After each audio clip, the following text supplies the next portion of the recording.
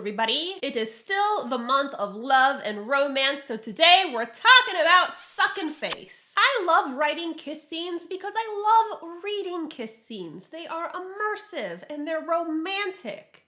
If they're written right. That's the kicker. A lot of writers be whipping out fucked up kiss scenes. Why do you want to hurt me like this? What have I done to you to deserve this? For your sake and for mine, I am breaking down my top 10 tips for writing kiss scenes, and I know what I'm talking about because my kiss scenes are epic. I covered this topic many years ago, but I have way more writing experience since then, and thus way more advice to give. Thank God you have me, because I'm about to save your OTP's life. Let's get into it.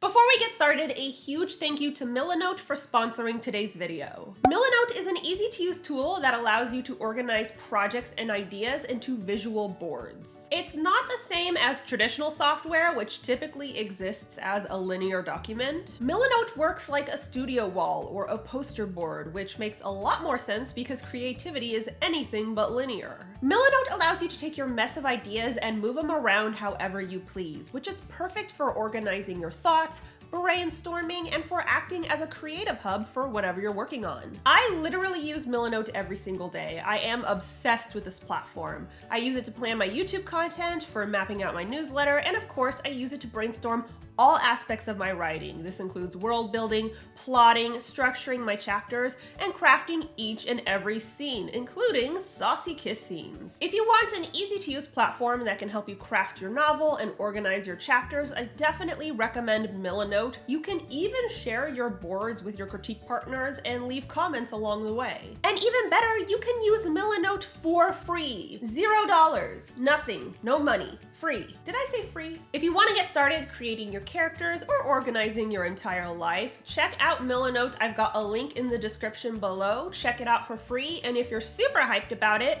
go ahead and check out the pro subscription. Don't forget to subscribe to my channel. I post new videos on Wednesdays, and if you want to be alerted as soon as I upload, ring that bell. It does me a huge solid. I would super appreciate it. It definitely helps with all the YouTube algorithm bullshit, so yeah. Subscribe, ring the bell, I'll love you for it. The first two novels in the Savior series, The Savior's Champion and The Savior's Sister, are available at all major retailers. You can get it in ebook, paperback, hardback, or an audiobook, so definitely check them out, especially if you want to read some really good kiss scenes, because like I said, I got them in droves, okay?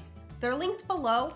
Buy a copy, or 10. Now I am breaking down my 10 best tips for writing kiss scenes. Use these tips or I will find you, and I will complain excessively about your shitty writing. Number 1, slow it down. All novels require appropriate pacing, and pace will depend on the scene itself. For example, action scenes require speed. The pacing needs to mirror the intensity of the moment. Kiss scenes are the opposite. You want to slow them down. But Jenna, kiss scenes are supposed to be intense too, right? Yeah, but it's a different kind of intensity. It's not the same thing as bullets flying and blood spurting. At least I hope it's not. The intensity of a kiss is in the emotions and sensations. These are things that require description, and description thrives in a slower pace. Take your time writing this kiss scene. Focus on the details. Draw your reader in. This is key to writing a memorable and satisfying scene that readers will want to read again and again. Which brings us to number 2, show, don't tell. The easiest way to slow the pace of a kiss scene is to show the readers the kiss, rather than telling the readers about the kiss. But Jenna, what's the difference? It's pretty simple. This is a tell kiss, and then she kissed her. This is a show kiss. She leaned in closer, taking a shallow breath before pressing her lips to mine. The first example literally states what happened in the most boring, generic way possible. The second example paints a picture. You can see the characters moving, you can hear them breathing. The idea is to create an experience for the reader. If they're invested in your book's romance, and they should be, they're gonna want a payoff with the kiss scene, and that means showing them details. Which brings us to number 3, utilize your senses. One of the most effective ways to show a scene, let alone a kiss scene, is to utilize your 5 senses. Let's start with touch. This could be the feeling of a character's lips or hands. sounds. Taste is another obvious one. How do their lips taste? Or if their lips are traveling, how does their skin taste? Please, for the love of God, if you are trying to write a pleasant kiss, utilize pleasant tastes. I shouldn't have to say this, but I've read some shit and I don't trust you motherfuckers. Next, we move on to sight, which is especially relevant before the kiss begins. Is your character taking in their partner's nervous gaze? Do they see their Adam's apple bobbing or their lips parting in anticipation? Sound is another great one, especially in reference to the sound of someone breathing. If their breathing is shallow, they might be nervous or excited. If their breathing is heavy, things are probably getting hot and steamy. And lastly, we have scent. Maybe they're basking in the scent of their lover's perfume on their throat. Just be careful not to delve into scent a little too much. It can get awkward really fast. I'll elaborate on that later. Number 4, hands matter. So often writers focus exclusively on mouths, but kisses aren't that complicated. There's not a whole lot to talk about in that region, and quite often, if you're describing a whole lot of mouth stuff, it's probably getting really uncomfortable and gross. This is where hands come into play. Where are your character's hands at this moment? Are they sifting through their partner's hair? Are they wrapped around a waist? Are they cupping a breast or squeezing an ass? This not only creates a visual, it helps to utilize the sense of touch, and it sets the tone for the kiss. Which brings us to number 5, tone matters. The wording you use is going to play a direct role on how readers interpret the kiss. Remember, if this is an important moment for the characters, which it likely is,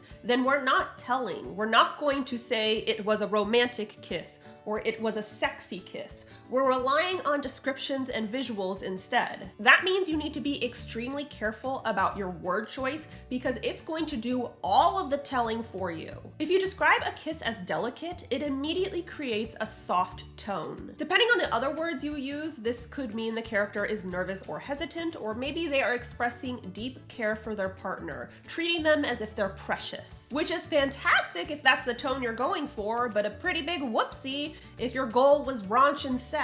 Soft kisses don't exactly scream "fuck me hard." This may sound like common sense, but a lot of writers craft their kiss scene without considering the tone that they've created. Besides, common sense ain't common. So be cognizant of the tone you're conveying and whether or not it matches your intention. Which brings us to number 6. Verbs matter. Verbs do a lot in establishing tone as well as conveying a sense of action and touch. And as we already covered, touch is extremely important when we're writing about intimacy. Make sure you're choosing verbs that not only paint an accurate picture, but maintain the immersion. For example, a very popular word used in kiss scenes is slam, as in their lips slam together. The intention is to convey passion, but two mouths slamming together sounds a whole lot like a concussion. Nothing says I'm horny quite like breaking a tooth. How about an example from the opposite end of the spectrum? Say you wrote, her hands went up his back. Went is the weakest verb possible. It conveys absolutely nothing. Did her hands sweep up his back? Did they glide up his back?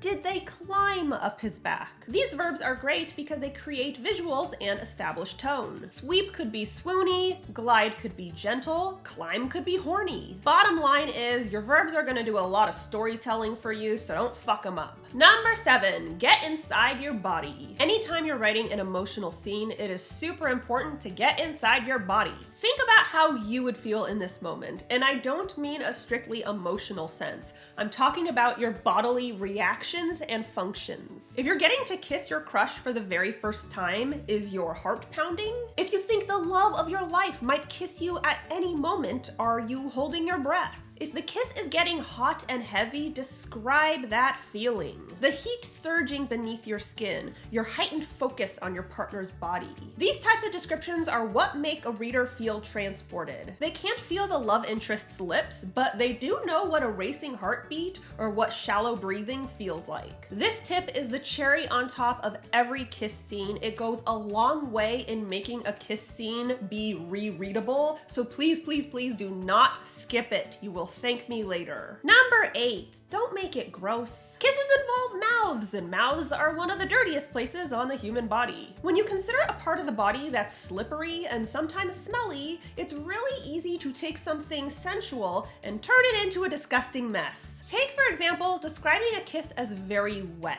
You might be trying to create a sexual innuendo, but all you're doing is describing drool. Readers are gonna think it's a slobbery, sophomoric kiss, and just like that, you've killed the mood. Another prime example is the tongue. We see a lot of kisses that describe the tongue as probing, slithering, or flicking. Congratulations, you've just described a snake. You absolute dumbass. And last but not least is breath. Yes, mouths are getting close together, and sometimes you can smell your partner's breath, but why make that the focal point of the kiss? Sure, feeling the heat of someone's breath or being close enough to taste their lips can be super sexy. But when you fixate on how a character's breath smells, it's weird, because usually when you notice how someone's breath smells, it's because it stinks. If your goal is to create a kiss that is hot, passionate, or romantic, please don't make it gross, I beg you. Number 9, synonyms are your friend. If you're slowing the pace and describing the kiss, you may find yourself utilizing the same words over and over again,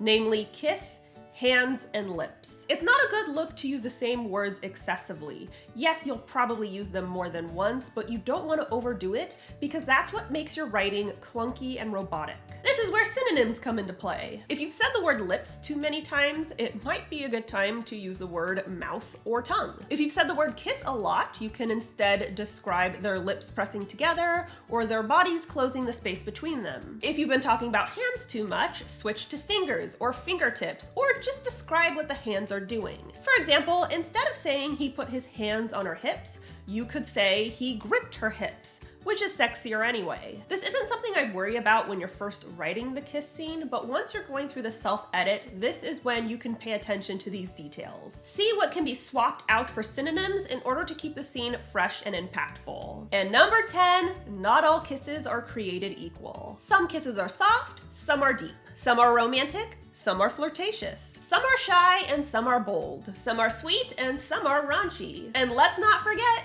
some kisses are fucking terrible. Not all kiss scenes are written to titillate the audience. Some are designed to disgust us or make us uncomfortable. You need to know what kind of kiss scene you're trying to write before you write it, because it will 100% dictate the tone, the pacing, and the verbs you use. If you're writing a gross kiss scene that your character is supremely uncomfortable with, then it's perfectly fine to use verbs like slam and slither, because they create a very negative connotation. If you're writing a gentle kiss, stick with softer verbs and visuals. If it's a deep kiss that gets your character sucked in, focus on getting inside their body, not in a sexual way. I mean, I guess if the kiss is sexual, but like, you know what I mean. But all this requires determining what type of kiss it is before you write it. Go in with a game plan, and I promise whipping out the kiss will be so much easier. So that's all I got for you today. A huge thank you to Milanote for sponsoring today's video. If you are storyboarding your novel, if you are crafting your chapters or scenes, even your kiss scenes,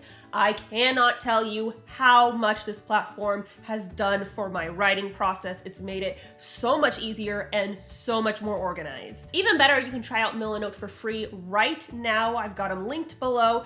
Definitely check them out. And if you love them, go ahead and check out the Pro subscription. That's a subscription I have, and I am obsessed. Don't forget to subscribe to my channel. I post new videos on Wednesdays, and if you want to be alerted as soon as I upload, ring that bell. The Savior's Champion and The Savior's Sister are available in ebook, paperback, hardback, and audiobook, so if you love yourself some kiss scenes, which I know you do, that's why you're on this video, go ahead and pick up a copy for yourself. Pick up some copies for your friends. It helps me out so much. It means the world to me every time I get a new reader. So they're linked below. Get yourself a copy. I'll love you for it. And be sure to follow me on social media. I'm on Instagram, Tumblr, Facebook, and BookBub. And of course, you can tweet me at Jenna Moreci. Bye. It's Stealthy.